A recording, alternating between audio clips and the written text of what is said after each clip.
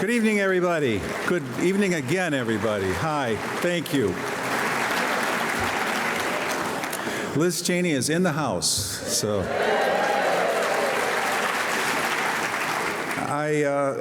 I can't imagine, if you've been here all week, you don't know by now, but I am Paul Fanland. All summer I've been eagerly anticipating the appearance in Madison of the American hero you're about to see.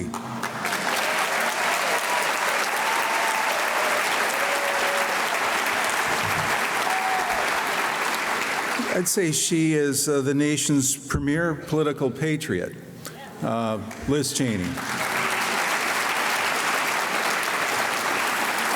As I talked to her team over time, I wondered about her wonderful new book, which is on sale in the lobby, Oath and Honor, and how much she wanted to focus on that. And I was told that not so much. Her primary focus is speaking in these critical weeks about the dangers of another Trump presidency to the largest audiences she can find in the most crucial swing states.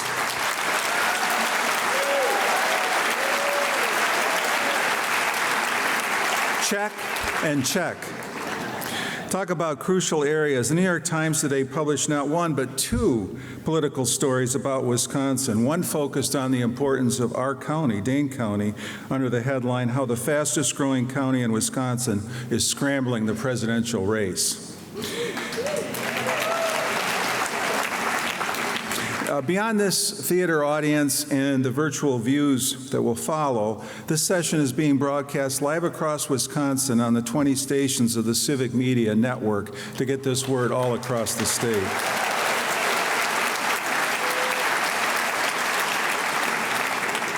As you probably know, it was front page news when Representative Cheney recently formally endorsed Vice President Kamala Harris. Her famous father, the former vice president, followed suit. Speaking of her father, many of you probably know this, but Representative Cheney was born in Madison while her parents were attending school at the UW-Madison. Before we bring her out, I want to publicly thank our many sponsors and partners.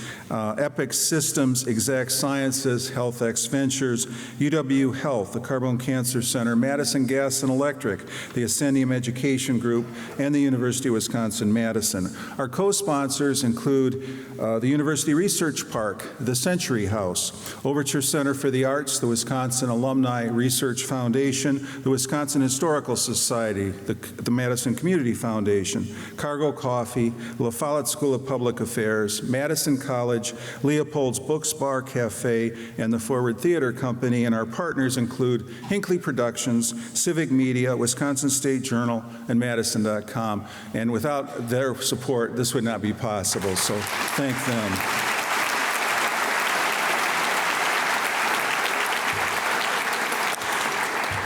Two more brief notes before getting started. Our host, the University of Wisconsin-Madison, is committed to freedom of speech and freedom of expression as an essential part of the education mission. It's our expectation that you allow the speaker's presentation to occur without disruption. Any disruptions to the event will be handled swiftly by security. We also ask you to silence phones and refrain from flash photography. Now, on to the program. We are thrilled tonight to have as our moderator the great Peter Baker, Chief White House Correspondent for the New York Times. Peter appeared last night at our journalism fundraiser with his wife and fellow journalist Susan Glasser of The New Yorker in a great conversation moderated by David Marinas. The event was superb, and Peter agreed to stick around to moderate this conversation, and for that we are deeply appreciative. I told him when I read the print front page of the New York Times, I always kind of seek out his byline for some of the most erudite political reporting you'll find anywhere. His wife Susan joked that I must be a journalist. His participation makes tonight even more special. It was exactly a year ago on this stage that we hosted Adam Kinzinger, who talked about it was a great night, talked about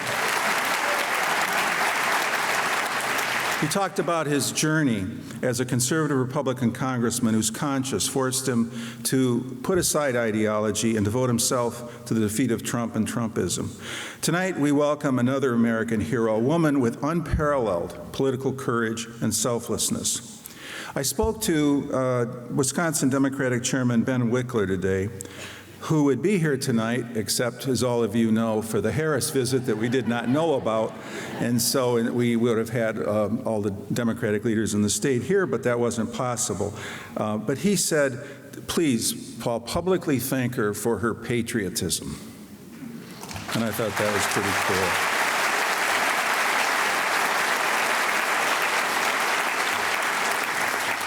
In a fundraising letter for Representative Cheney's PAC called Our Great Task, she writes, "It's time for all of us to put love of country ahead of partisanship, to stand together for our values and our freedoms in the face of a threat we've never faced before."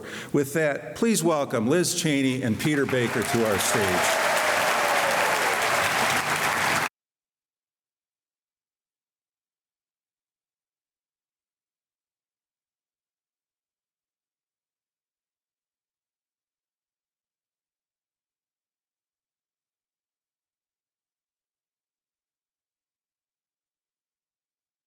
All right. Thank you. All right, I'm feeling bad for the other event in town, obviously. Nobody must have showed up there. Thank you guys for coming. Support that event. It's important. Well, thank you guys for showing up, and thank you for that very warm welcome for Congresswoman Cheney. We're going to have a fun time tonight. As Paul just mentioned, she is, of course, a Madison native, so she's coming home, which is a great thing. Go Badgers. And I want to read you a little of a letter that was sent to Liz Cheney on August the 1st, 1966. I think you were 4 days old. Is that right? That sounds right, yep. All right. From Governor Warren Knowles. I think this is probably your very first communication with an elected official. And he wrote, "Dear Elizabeth Lynn, I want to personally welcome you to the state of Wisconsin. Your arrival has been long awaited, and I join with your mother and dad in their enthusiasm. I can hardly wait to meet you and see whether you are as pretty and sweet as your mother and as smart and personable as your dad." It was 1966. Well, it was.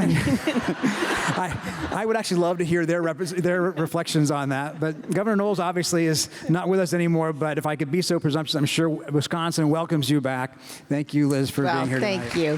Thank you. It's wonderful to be back, and it's interesting actually because when I was born, my mom and dad were students at the University of Wisconsin, and my mother actually was in the PhD program, and she got her PhD. My father was in the PhD program, and he never got his PhD. So, proving Governor Knowles. But I think your father is pretty and sweet anyway. He did okay. Yeah, he did okay. Well, I feel a little like a third wheel here because 2 weeks ago with our friend Peter Feaver at Duke, you made some news. And then a few days later with our friend Mark Leibovich in Texas, you made some news. And of course, everybody knows what the news was, right? That she announced she's going to vote for Kamala Harris. And then she announced that on behalf of her father, he was going to vote for Kamala Harris. And so you haven't left me with a lot. So I guess I'm going to ask, who's your mom voting for?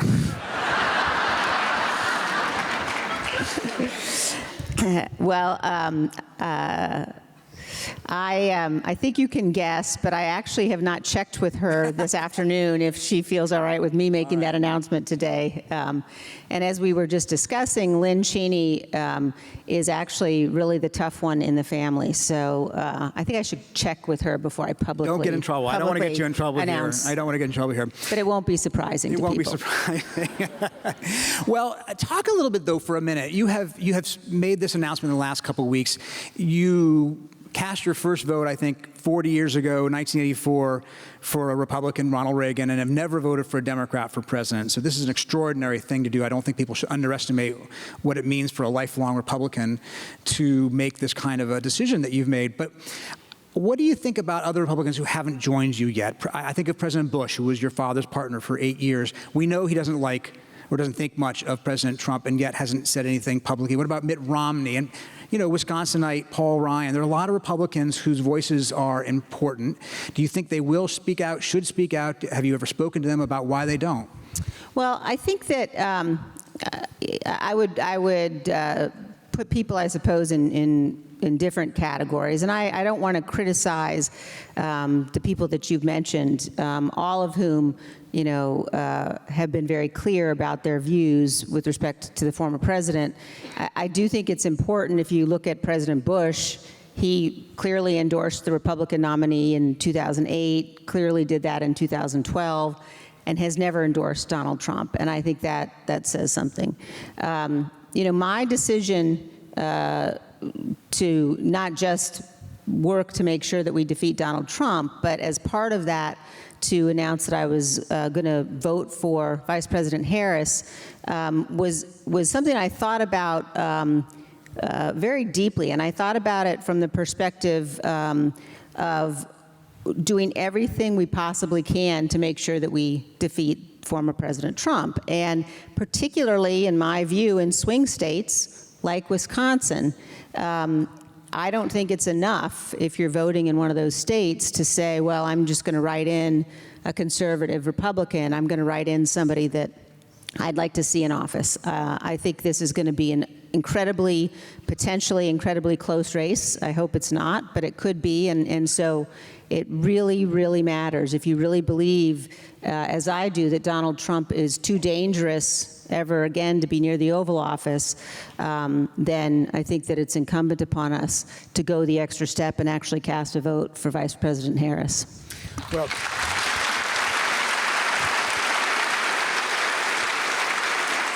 I'm curious what you think of people who worked in the Trump administration as well, because there are people like John Kelly and Jim Mattis and Rex Tillerson and others who have made clear, what, as you say, that they didn't think much of President Trump. They didn't think he was fit for office. They themselves, of course, have not come out in this election season as you have. Do you think that they would or should, or would you call them or talk to them about that? Because I think that one of the questions a lot of Republicans might have, they may not know what it was like to actually be in that White House, and these are people who can tell them.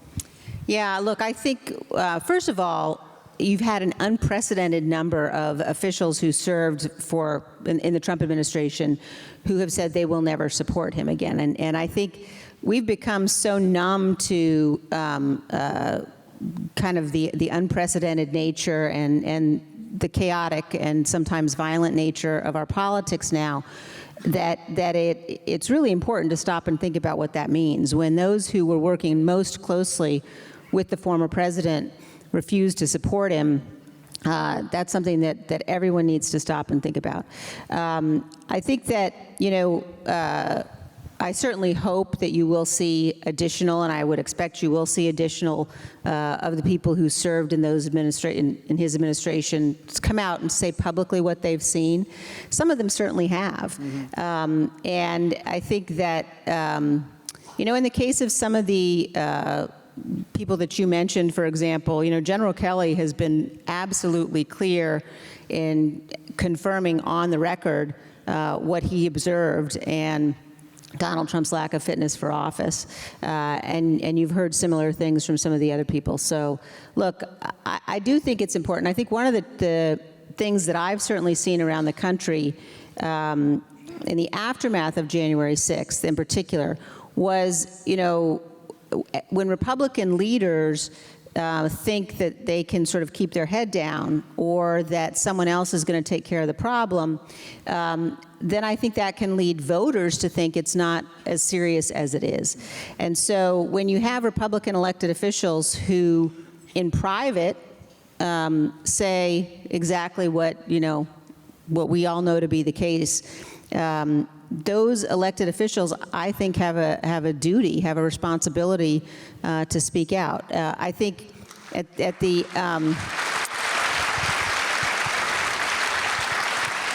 end of the day, because it's a secret ballot, I think that people will be surprised at how many Republicans, when they go in and actually have to face just their own conscience, will do the right thing and will not vote for President Trump. we're working to make a little news here.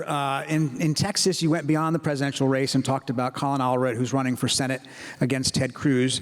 Since we're here in your home state, I wonder if you have any thoughts about Congressman Derek VanOrt, who was actually at the Capitol on January 6, 2021. He says he didn't go inside. Do you have any feelings about that race? Yeah, look, I think that any time that we have elected officials who are election deniers, who have made clear that they'll only accept the results of an election if they like the outcome, I think that those are certainly not people who would earn my vote.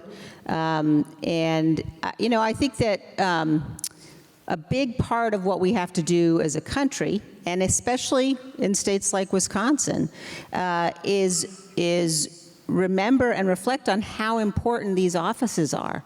And so you can't just sort of reflexively think, especially now, well, I'm going to vote for the Republican because I'm a Republican. I think you really do have to think through, who's going to be the serious person who is going to operate in good faith and fulfill their obligations. So I'm not making endorsement announcements. I'm sorry, Peter, but I wouldn't vote for VanOrt. Okay. All right. Okay. Well, that's something. And because my friends in the Wisconsin press would be mad if I didn't ask, how about Eric Hovde, who's running for Senate against Tammy Baldwin? I could ask. No. Okay. All right. Fair enough. And let me, I think it's when you look at the House of Representatives and the races and how close that margin is, and the same is true in the Senate in terms of how close it is, and you look at the responsibility of the House and the Senate in particular on January 6, 2025, the Republicans, and I say this, makes me very sad that this is the case, but the Republicans have shown that they will not certify the results if Donald Trump isn't the victor. And so I think that it's really important that Mike Johnson not be the Speaker of the House on January 6, 2025.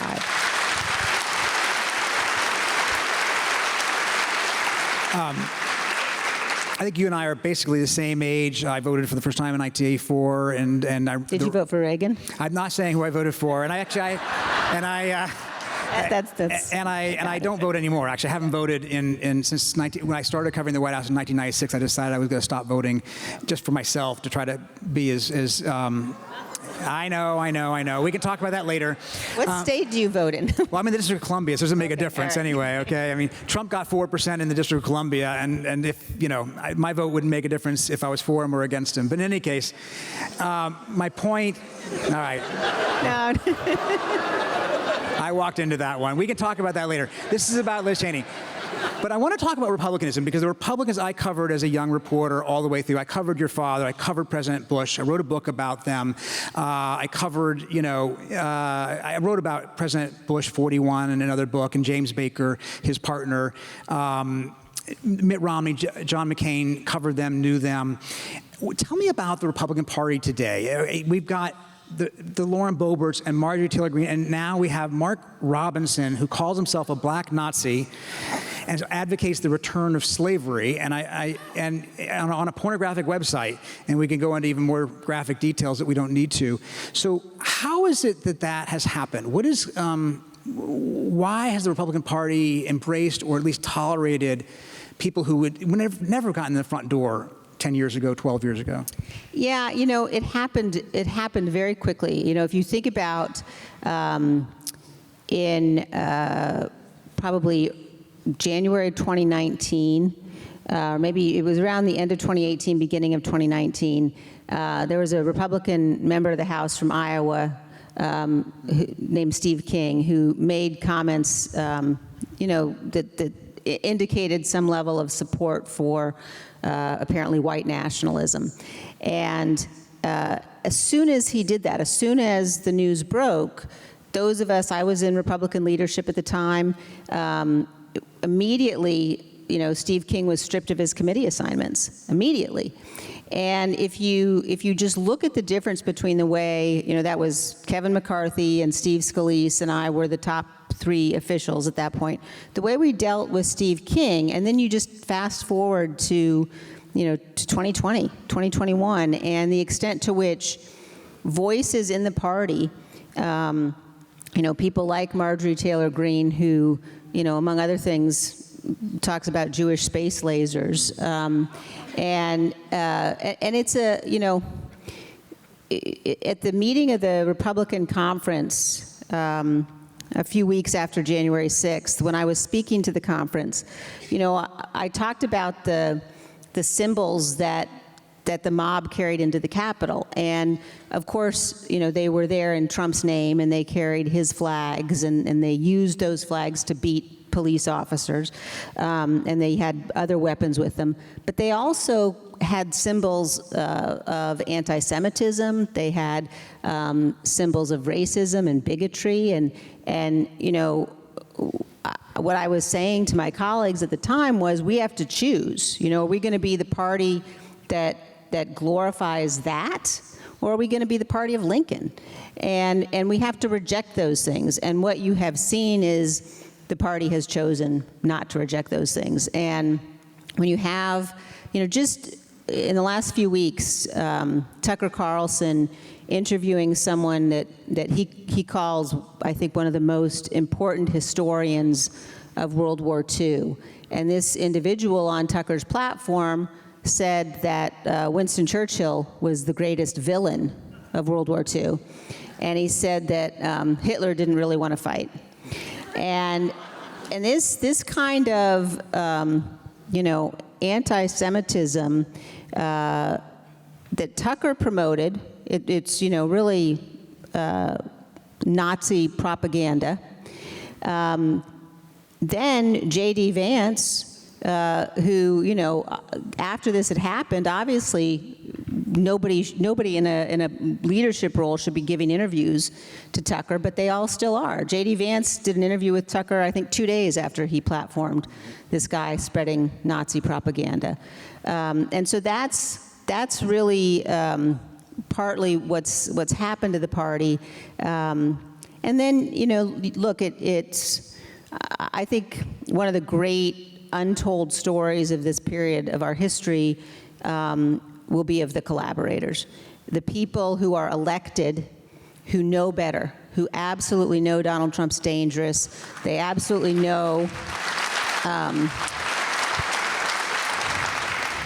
what he believes in and stands for as him, that he's willing to tolerate some of the worst kinds of bigotry, and that he doesn't believe in the Constitution, but yet they are going along anyway. We're always curious about this. If you took a secret ballot of these elected Republicans in Congress, how many of them do you think really actually genuinely agree with you, but just won't say so, or are afraid to say so, or for whatever reason don't speak out? Well, I think the vast majority. I mean, there are very few elected officials who actually believe what Trump is saying. But there's a, sort of once you've accepted, once you've told yourself, I'm going to accept just this one last offense, just this one last thing, then it becomes very difficult to come back from that, because, very quickly you accept more and more and more of it. And I think that, those are the people who, have created a situation where Trump is obviously taken over the Republican Party, and the party itself really has rejected the Constitution in the name of supporting Trump, and I think those people will bear tremendous responsibility and blame when history looks back at this time. Well, okay, as we said earlier, obviously across town right now there's another event that's not as interesting as this one. You haven't appeared with Vice President Harris, even though you've endorsed her. Have you spoken with her? Is there any thinking about whether you might go to a rally like that? I have spoken to Vice President Harris, and I'm sorry, Peter. You didn't take notes? I'm not gonna. Yeah. But look, I'm gonna do everything that I can because I think it's so important. So stay tuned. Okay. All right. Without giving anything away that you don't want to give away, did she call you? Did you call her? Come on, I'm a reporter. I know. No, listen, we had a very good discussion, and I believe that she knows this coalition that's coming together to support her is such a broad one, and such an unusual one. I mean, I'll admit, the story I'm going to tell you has a number of admissions in it. One is that I was watching MSNBC yesterday. And I couldn't resist. I took a picture of the chyron at the bottom because it said, Dick Cheney and Taylor Swift support Kamala Harris.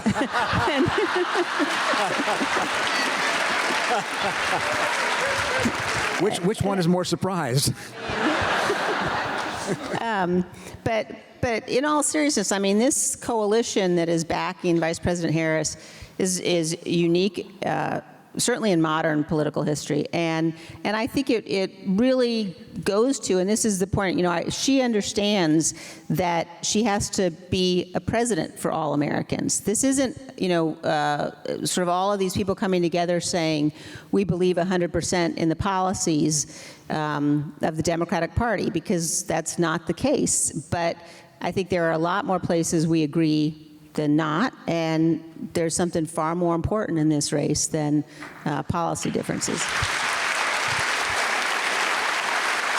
I mean, people should remember a lot of your fellow Republicans who have broken with Trump and moved. They've actually moved on their philosophy in some cases. Actually, some of them become much more liberal. But you're still a conservative, right? You still call yourself a conservative. Do you call yourself a Republican? Yeah.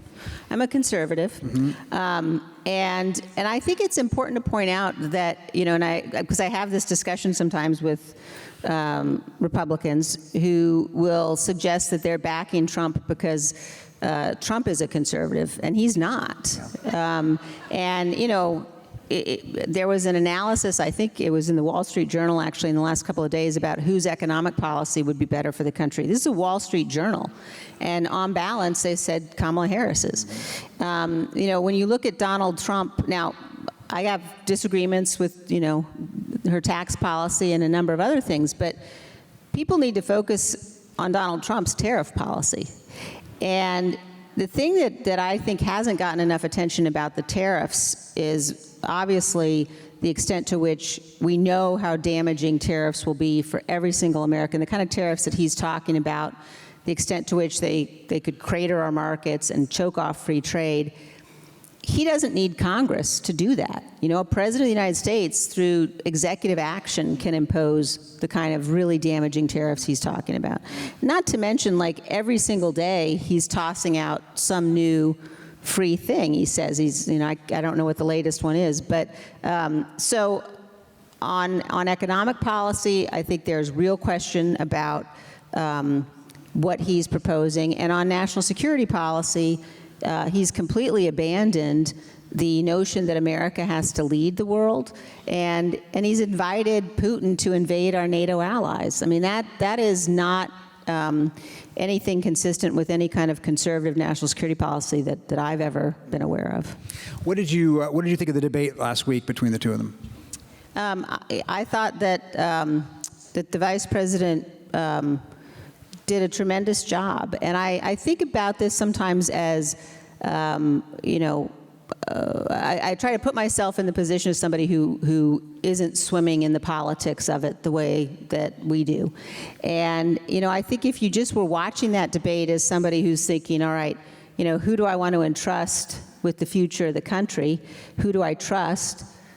Who's the responsible adult? Like, there was no contest. Yeah. People will remember that debate as they're eating the dogs, they're eating the cats debate. We talked a lot this year, obviously, about age in politics. We talked a lot about President Biden's age and capacity, and obviously it was a factor in Democrats asking him to step down and him agreeing to do it. What do you think about Donald Trump's age and capacity? Do you notice a difference watching that debate, watching his rallies, if you do that? Do you see a different Donald Trump than he has been? Is there something there that we should be thinking about?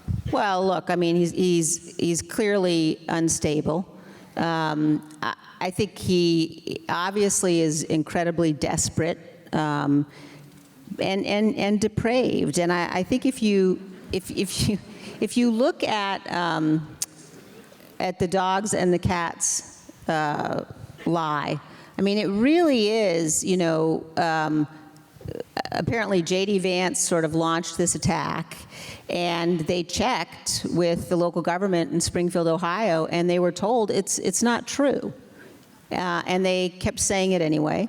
And what they're saying is, creating real animosity and bigoted feelings towards the Haitian community in Springfield.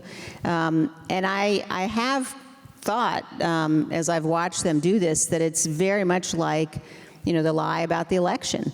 It doesn't matter that it isn't true. It's just, and J.D. Vance even said it. He said, yeah, well, if I have to create something, I will.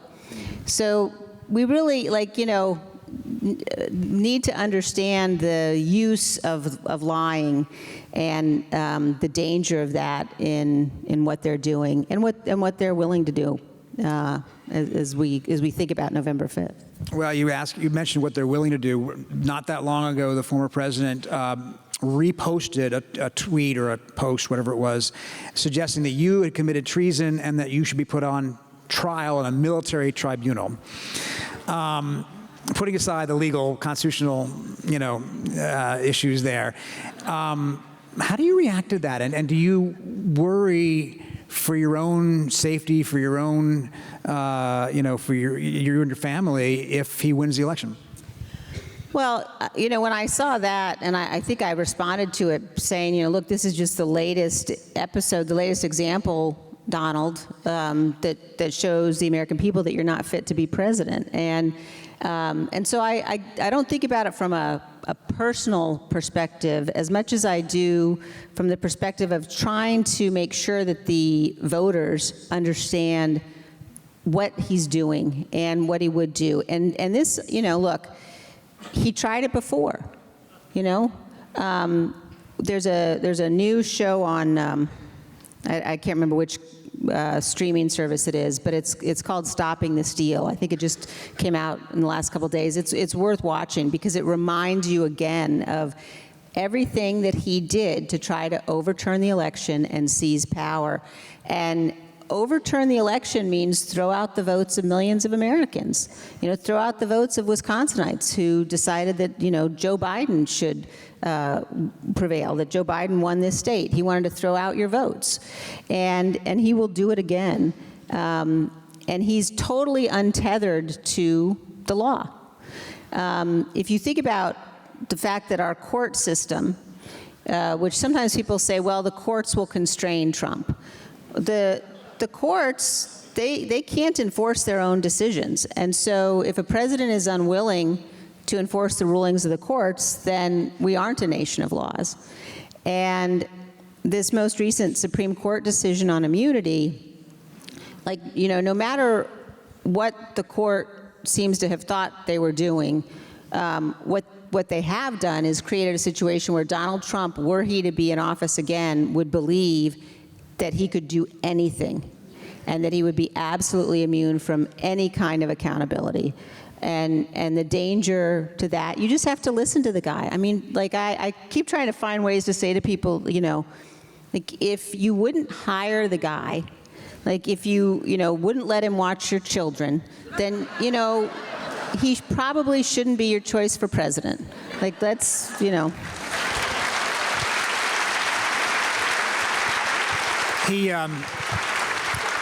Did we miss an opportunity, we collectively in Washington or this country, to fix some of the holes in the system that his tenure revealed. You talked, I think, recently about the Electoral Count Act. So obviously the Congress did change some things about how the Electoral College votes are counted and in order to try to avoid any confusion and minimize the disruption of last time. But there was nothing that was done by Congress or anybody else on the Justice Department to make it independent of political prosecutions, right? And there wasn't anything done on the Insurrection Act to make clear that it's not meant to put troops in the streets because you don't like the people who are protesting or something like that. I mean, after Watergate, there was at least a period of reform. Some of the reforms didn't work, and they've kind of gone away, but there hasn't really been that same kind of reaction by the system to adjust. And where does that leave us? Yeah, I think, first of all, with respect to the Electoral Count Act, I think it's really important to make clear that what he did was illegal under the previous act and unconstitutional, and it would be illegal, unconstitutional under the Reformed Act. Some of the things that we did was increase, for example, the numbers of members required for an objection to be heard. But I do think that ultimately, as a nation, the reality is that we could put sort of all of the obstacles, all of the roadblocks in place that you could think of, all of the guardrails, but if you elect somebody who doesn't care and someone who has shown us all, he's shown us all because he did it before. If you elect that person, it doesn't matter how many guardrails you have in place because they will blow through them. And I think this is an important point. You know, again, friends of mine who are Republicans who are struggling with this sort of, or try to tell themselves it'll be fine. You know, if he's reelected, we'll be able to control him. You know, that is a really irresponsible fantasy. And just look at some of the things that you know, that the Senate and the House, that the Republicans have done and have allowed him to do. I mean, you know, he didn't want the bipartisan border legislation, so Republicans rejected it, even though they had negotiated it. And you see that again and again. And if you think to yourself, you know, is Mike Johnson or Tom Cotton or Marco Rubio, are those guys going to stand up to Donald Trump? Of course not. You know, it really matters. Character really matters. And the people that we put in these offices, especially the presidency, if you elect someone who isn't going to defend the Constitution, then the survival of the Republic is at risk. And that's where we are in this election. It's worth remembering that you mentioned J.D. Vance. J.D. Vance said specifically that they should adopt the Andrew Jackson approach to the Supreme Court, which is to say the Supreme Court has made its ruling, now let it enforce it. Yeah. In other words, we won't listen to the Supreme Court if it says something we don't agree with. Yeah. Well, and I think, you know, Mike Pence deserves tremendous gratitude for not succumbing to the pressure of Donald Trump on January 6, 2021. And, you know, J.D. Vance was clearly picked, and he said, you know, as much that he would reject the electoral votes. And he talked about, well, I would just tell the states they needed to look at it again. And, you know, there's no constitutional authority for the vice president to say, you know, I don't like this outcome, so try again, states. But he specifically was chosen by Donald Trump because he will do that. And I think that also needs to guide people's decisions about how they vote. Now, the January 6th committee on which you were vice chair was widely hailed. The investigation added an awful lot, I think, to the record of that event, not just on January 6th, but importantly on the days and weeks and months really leading up to it, because I think that a lot of people missed the idea that it wasn't just a one-off day, that this was building and building through the pressure on the Justice Department, and the pressure on state officials, the pressure on the vice president. And that he had signaled this even before the election. People forget that too. He told us before the election, if I lose, it will be because it was rigged, which of course is now what he's saying again. Looking back on the January 6th committee, is there something that you didn't do that you would have liked to have done? Is there anything you would have done differently now that you've had some time to reflect on it?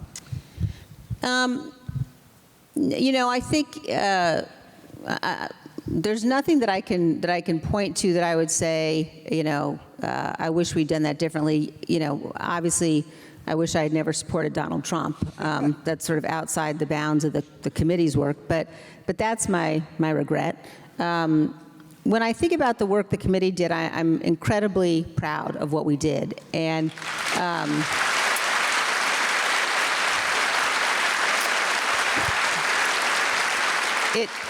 it was totally unprecedented and I really did find myself again through this period of the first 6 months or so of 2021, just kind of stunned by my Republican colleagues, because at this point, after every major sort of crisis in our nation's history, the notion of forming some sort of bipartisan commission to make recommendations is something that we've done. We did it after Watergate, we did it after Pearl Harbor, after 9/11, and so that was the model that initially we followed, and initially Kevin McCarthy supported, and actually, told Mitch McConnell. Yeah, right. Before they didn't. I mean, and that's, how do you not investigate an attack on the Congress?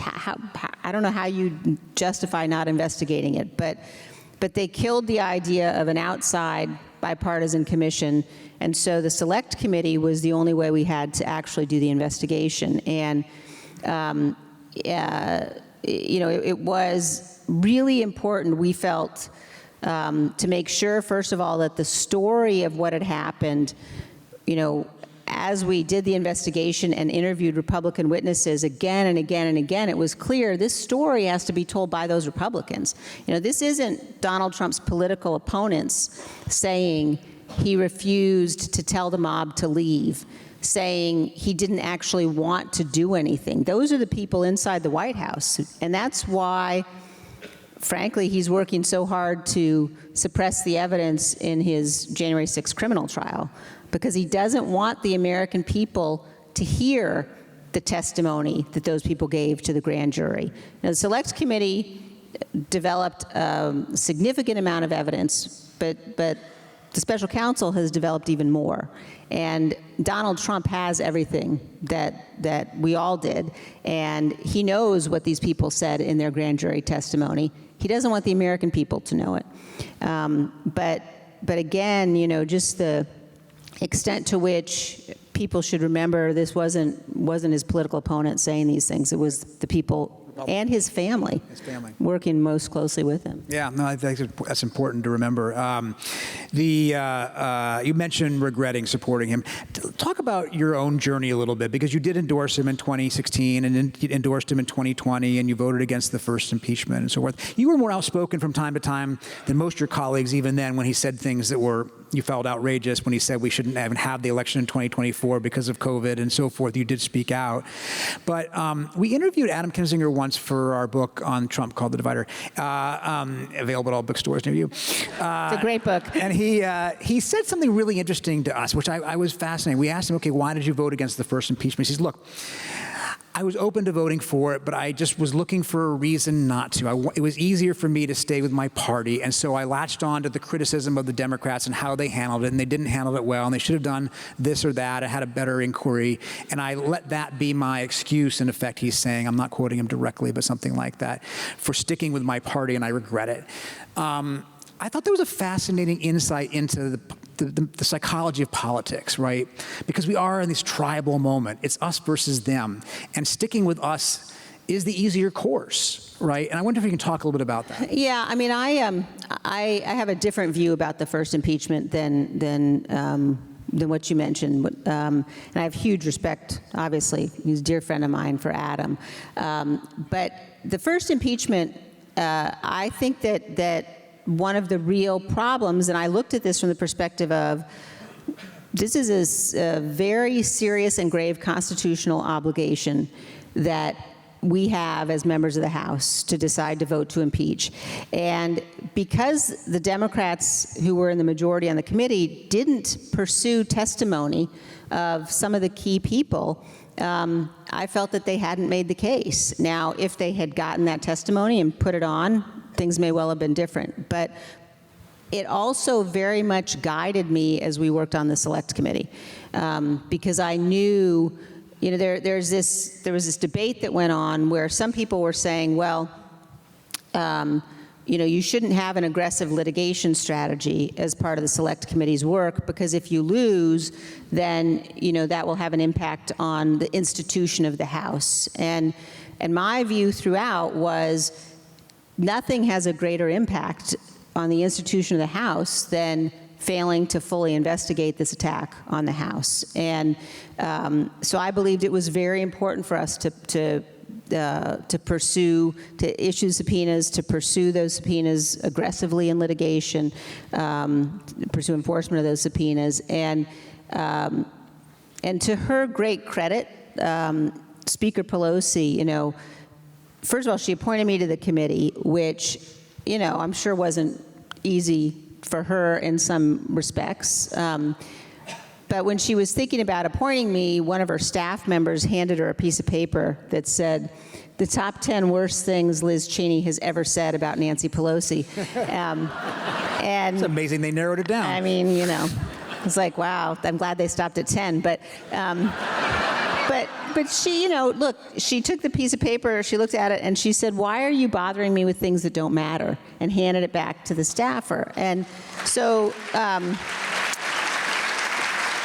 so she had appointed me to the committee, and every single time I went to her with any sort of issue or question or request, she backed me up every time. And I think that's really important. So, the extent to which, I suppose it's kind of a different issue, related, the extent to which we're in, opposing camps or something, that guides how people operate in politics. It certainly guides it in a way that it shouldn't. And I do think people get on autopilot. Absolutely, if you're in Congress, if you're a Republican in Congress, and the Democrats propose legislation, the tendency is, okay, well, what are the worst things we can say about that legislation? And the other way around. And I think, I certainly hope that having been through what we've been through, we can all say, wait a minute, like we need to recognize we'll have differences, but stop the reflexive partisan attacks, because it's not good for the country. I was very struck that on January 6th, 2022, when you and your father showed up on the House floor to commemorate the one-year anniversary of the attack, the only Republicans who were there, and Nancy Pelosi, I think, hugged your father, right? And I have to say, I covered those days, and if you had told Nancy Pelosi of 2006 that she would be hugging Dick Cheney and vice versa, I think heads would have exploded. Yeah. The person that we ran into as soon as we walked onto the House floor that day was actually Adam Schiff, which is the same kind of, kind of worlds colliding. But that day, my dad and I sat down in the front row on the Republican side of the aisle as the moment of silence and the commemoration began. And my dad, he had not been back on the House floor since January 6th, since before January 6th, but he sort of looked behind us and he saw all of the empty seats, and he turned back to me and he said, it's one thing to hear about and to read about what's happened to our party, but the fact that there's no other Republicans, none, here, was really just kind of a shocking thing to actually see it, I think, firsthand. Yeah. I mean, you said to Peter Feaver at Duke, you said you're looking forward to the day when you can be booed by liberals again. Is it, by which you mean, of course, that we would be back to a normal politics where we can have fights about issues and not this kind of moment. But is it uncomfortable? You forged this relationship with Nancy Pelosi that seems unlikely. I mean, does it feel uncomfortable for you as a conservative, lifelong Republican that you're being embraced by Democrats and that so many of your own party aren't willing to? Well, what it feels to me, like we've had this shift in our politics, but as a conservative, there's never been any question for me about, you have to take the step that is defense of the Constitution. Like, the most important thing is defense of the Constitution. And so if that means,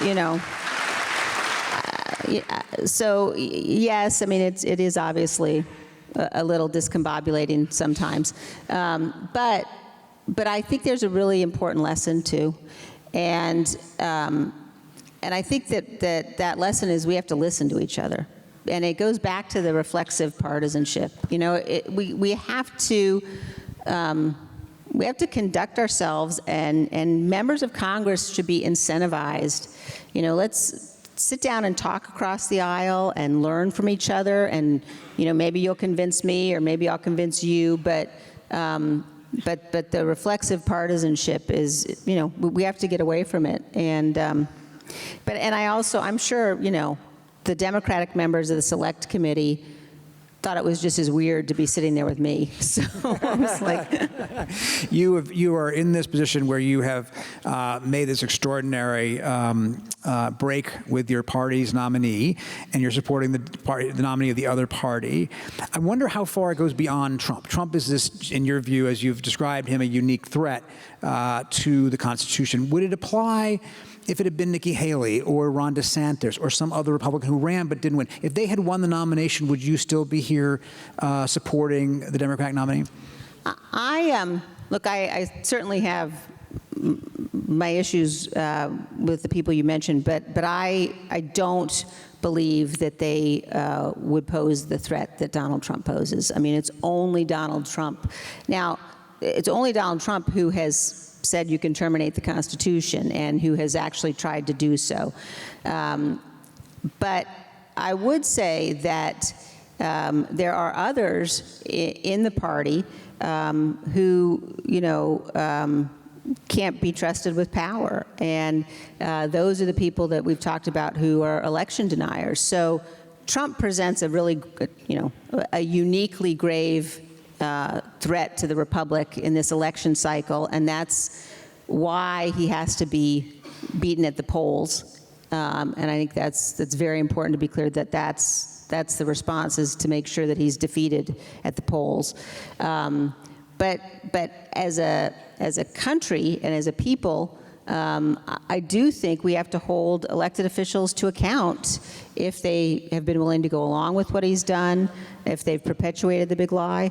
And so I think once we get past this election, hopefully, we will beat him. But then I do think that there's got to be an effort. It's hard for me to see how the Republican Party survives, because it's been so corrupted. But we need two strong parties in this country, and so we'll have to figure out how we move forward. Okay. Can I just clarify? So you're saying that while you have differences with Nikki Haley and Ron DeSantis, it would not have necessarily meant that you would have broken with them. You might have been able to support them as a nominee had they gone forward, because you don't believe they would do what Trump did. I mean, look,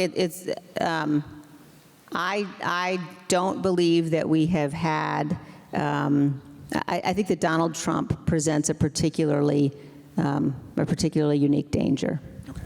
Now, let me ask you about that phrase you just said, a particularly unique danger, because, of course, we've seen 2 assassination attempts now in the last 2 months against former President Trump. He says that phrases like that have instigated the violence. And, of course, at the same time, he says in the very same interview that the Democrats are trying to destroy the country and their enemies within. So we can talk about his rhetoric. Where is that line as far as you're concerned? Where is the line on political rhetoric beyond which we don't want to go? Because there is this volatile moment out there where there are clearly people who are unhinged or taking things seriously. We don't know the motivations of either of the two people, really. We can guess on the last one, maybe more than the first one. But how do you feel about this moment? Because we are in a period where political violence seems to be more relevant in our lives, and where is the responsibility of an elected official or former elected official in terms of our rhetoric? Yeah, look, I think it's incumbent on all of us to be clear that violence has no place in our politics. But I think what Donald Trump is doing is getting it exactly backwards, and trying to prevent people from being very clear about the threat that he poses. There's only one candidate in this race. There's only one American president in history who mobilized a mob that he knew was armed and sent them to attack the Capitol. And, again, the response to that has to be to defeat him at the ballot box in November. And I think that that it's really important to speak the truth about what he did. And the truth about what he did is what makes him so dangerous if he were to be elected again.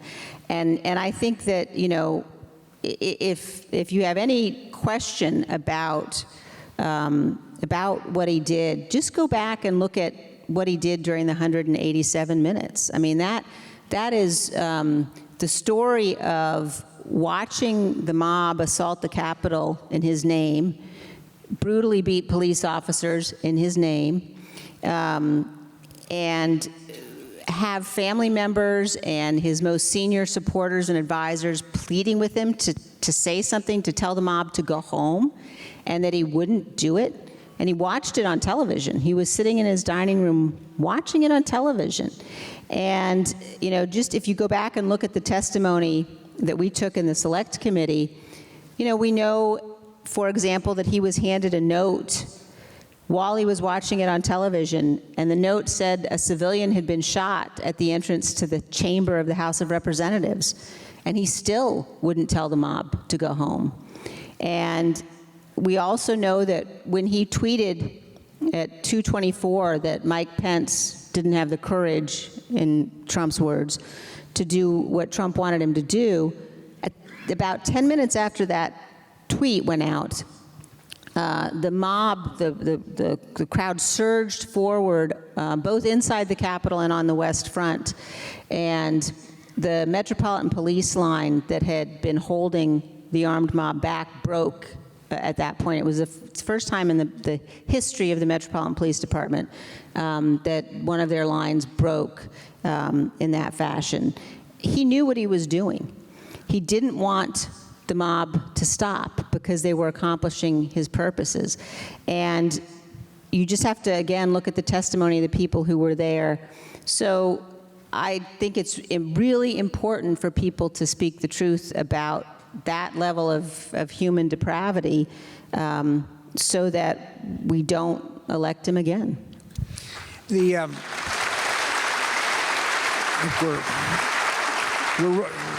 running out of time here. I don't want to leave this unfinished. It raised the question, though, of if he is beaten, what does it mean for the future of the Republican Party?